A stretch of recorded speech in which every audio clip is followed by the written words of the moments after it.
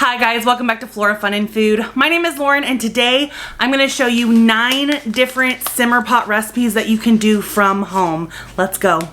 Alright, so the first thing I did was take a bunch of these basil flowers that I had picked from my garden and dehydrate them. Then I went in and cut up a ton of limes. I wanted a lot of citrus for this, so I filled an entire sheet of limes. Then I went in with lemons and did the same thing. I'm making these about 1/4 of an inch thick. Some I did get a little too thick, so I sliced them down a little bit more, so you'll see some half pieces. Then I went in with some orange. I really wanted grapefruit, but they are not in season and I couldn't find them anywhere. I am saving my scraps because I'll just stick them in vinegar and make some cleaner. I ended up with 2 trays of orange because they're just bigger slices.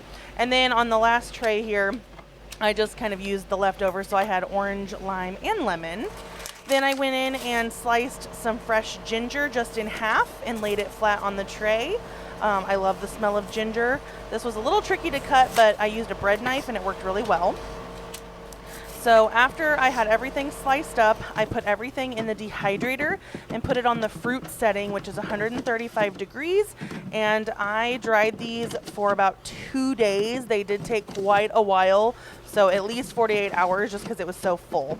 But once everything was dry, I was able to start my simmer pots. So this first one is orange, ginger, star anise, and clove.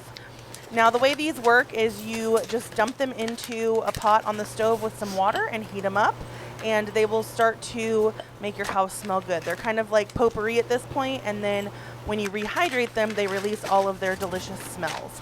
The second recipe was 2 bay leaves, a couple pieces of ginger, and a few slices of lime. This one kind of made me think of like a drink or salsa. But they smelled really good together. The next one is lavender, lemon, and bay leaf. I love the smell of lavender. Next one, orange, rosemary, cloves, star anise, and cinnamon. This one was more kind of like winter holiday smell. And I ended up putting 2 more sticks of cinnamon in each one of these bags later. The next one is mint, lemon, vanilla, and lavender. I did get the vanilla pods and lavender from Amazon, so I'll link those below. The other spices I got at a local like Pan Asia market or an Indian spice market. The next one is mint, eucalyptus, and vanilla and bay. The eucalyptus I actually got from a flower arrangement from my grandmother's funeral, so it's kind of nice to repurpose something a little bit sentimental.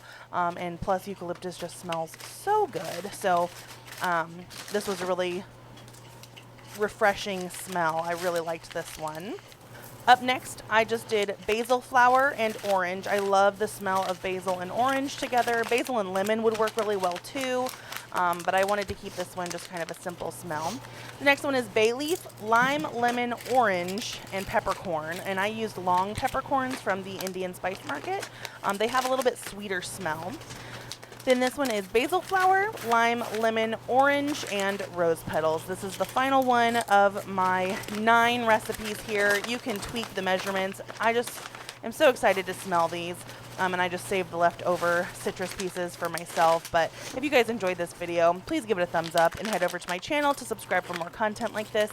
And I hope to see you again very soon. Thanks, guys. Bye.